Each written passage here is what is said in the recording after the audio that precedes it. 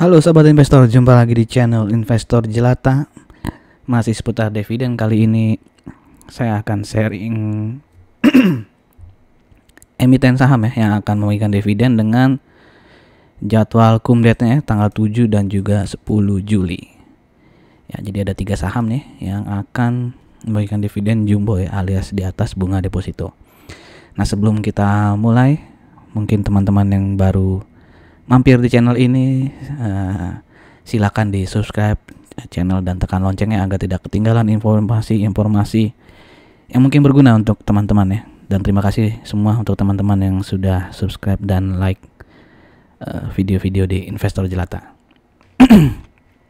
Oke, mari kita mulai. Pertama ya, pasti semua orang sudah tahu ya saham ini ya, Gudang Garam ya, GGRM, di mana di tahun 2022 ya pendapatannya mirip dengan 2021 ya, hanya turun 0,16, tapi profitnya turun banyak ya, 50% ya. Ini karena ada kenaikan biaya produksi ya, COGS, dan juga OPEX-nya nggak terlalu banyak sih ya.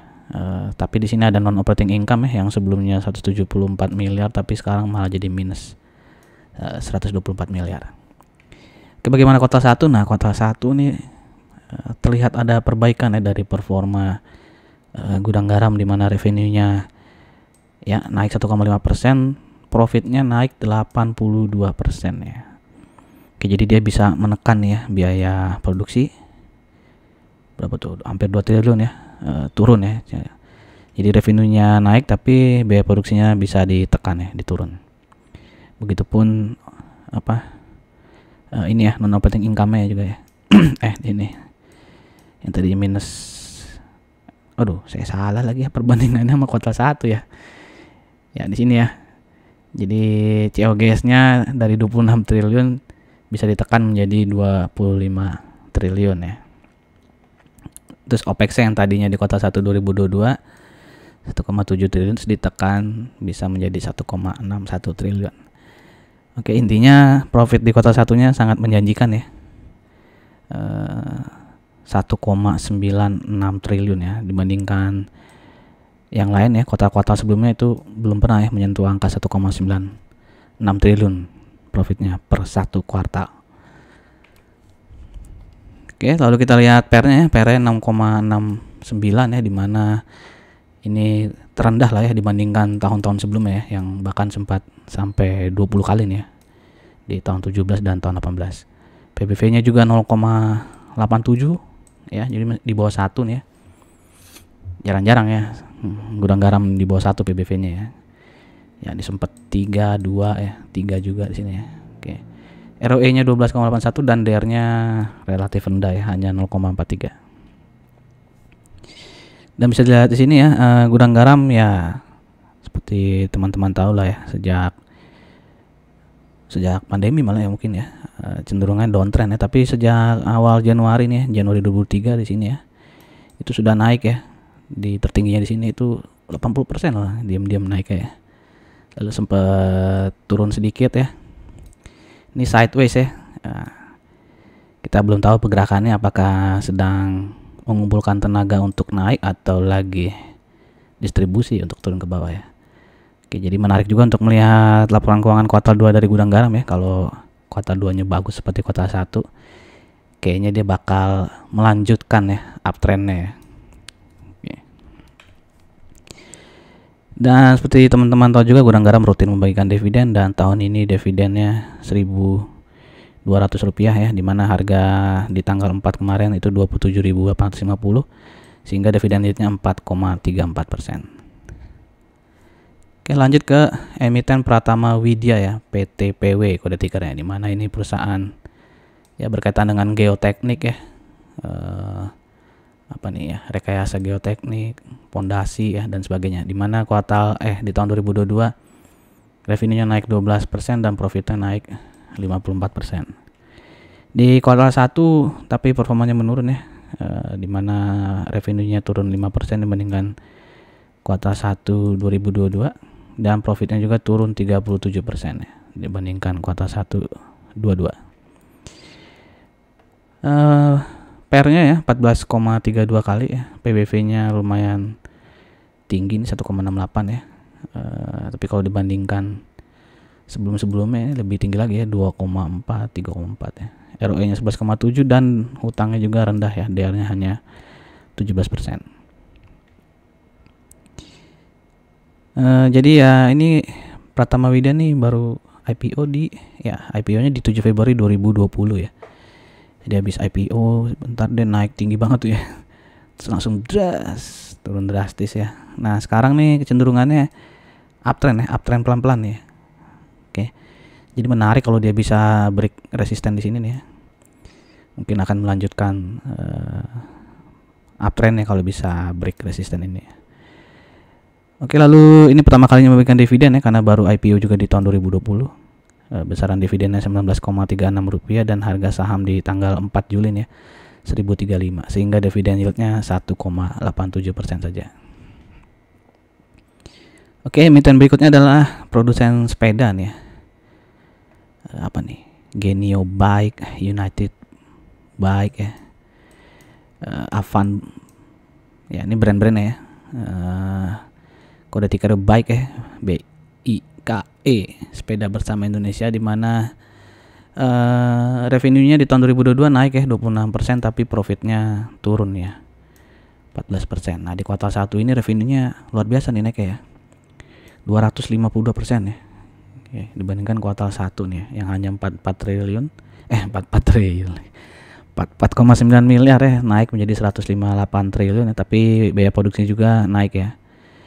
Naik sekitar berapa tuh? 110-an ya, 110-an miliar. Sehingga profitnya juga naiknya sedatis revenue-nya ya, 20%, tapi lumayan ya. Oke. Kita lihat PR-nya 12,58 ya. Di mana nih ya average-nya di situ juga sih di 12 ya. Lalu PBV-nya 2,28, ROE-nya ini karena karena profit kuartal satunya bagus ya, ROE-nya juga jadi tinggi nih ya, 18,2. Tapi utangnya lumayan banyak nih ya, 1,46 nih DR. Oke, ini juga baru IPO ya. IPO-nya di tahun 2002 ya. 2022 Maret nih sini ya. IPO. Ya, ini naik turun ya. Naik turun ya. Ini kalau yang suka nge-swing enak juga nih. Ini kayak ada double bottom terus dia naik lagi ya. Tapi kena di sini lagi kali ya. Oke, kena double top lagi ya. Oke, nah ini juga baru kedua kalinya nih ya, karena di tahun 2022 pernah bagi dividen 3,8 ya. Wah, ini IPO 21 Maret langsung bagi dividen ya bulan Julinya. Keren juga nih. Dan tahun ini dividennya Rp8,2, di mana harga saham di tanggal 4 itu 230, sehingga dividennya lumayan ya, 3,57%. Kita lanjut ke asuransi ya. Asuransi Jiwa Sinarmas MSIG ya, dengan kode ticker Life ya. Kalau nggak salah kemarin dia merubah nama perusahaannya ya, jadi apa gitu ya. Kode tickernya sih tetap Life ya, dimana di tahun 2022 revenue-nya turun 14% dan tapi profitnya naik ya 398% ya. Perlu dilihat ya ini kenaikannya profitnya dasar gara-gara apa, mesti lihat lebih detail ke dalam laporan keuangannya ya. Di kuartal 1 revenue-nya naik 2,98%, tapi profitnya turun ya 48% ya. Wah, PR-nya tinggi sekali ya, 47,7, PBV-nya 1,65, ROE-nya ya kecil lah ya, 3,45%, dan DR-nya hampir 1 ya, 0,97. Kalau dilihat chartnya kayaknya nggak enak ini ya, nggak enak nih sih. Terus kurang liquid juga ya, volumenya kecil nih ya volumenya, dimana dividennya tahun ini ya Rp177 dan harga saham di tanggal 4 Juli itu 6.160, sehingga dividennya ya lumayan lah 2,88%.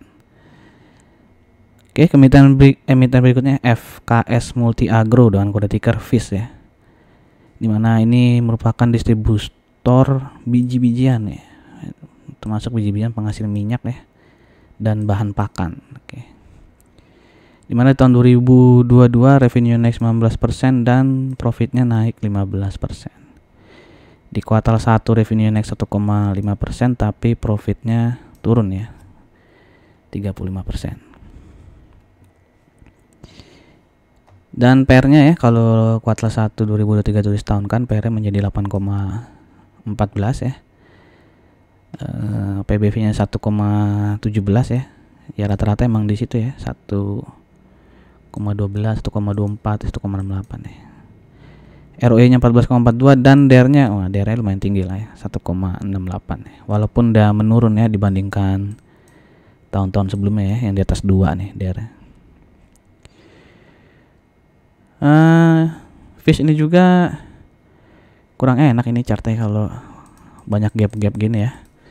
Walaupun sih lebih liquid ya dibandingkan live yang tadi ya, jadi volumenya masih ada nih. Cuman lihat chartnya banyak gap up, gap down gitu, nggak enak juga ya kalau untuk apa nge-swing atau ini ya jangka pendek ya. Nah tapi Fish ini rutin nih membagikan dividen ya. Oke. Tahun lalu juga Rp280 nih ya. Nah tahun ini dia Rp470. Harga sahamnya di tanggal 4 6.400 ya. Sehingga dividennya ini ya termasuk tinggi nih, jumbo banget ya, 7, ya nggak banget sih, jumbo lah ya, 7,34%. Oke, cuman tadi kekurangannya ya chartnya ya gap down, gap up gini ya. Oke, lanjut ke emiten berikutnya, Colourpek Indonesia ya, dengan kode ticker CLPI. Di sini perusahaan yang manufaktur tinta ya, perekat, perlengkapan cetak lainnya. Terus ini polimer ya, BOP film dan juga PT film nih. Dimana revenue di tahun 2022 ini turun ya 0,86% dan profitnya turun 17%. Oke, di kuartal 1 revenue masih turun 14%, tapi profitnya naik ya 56% ya.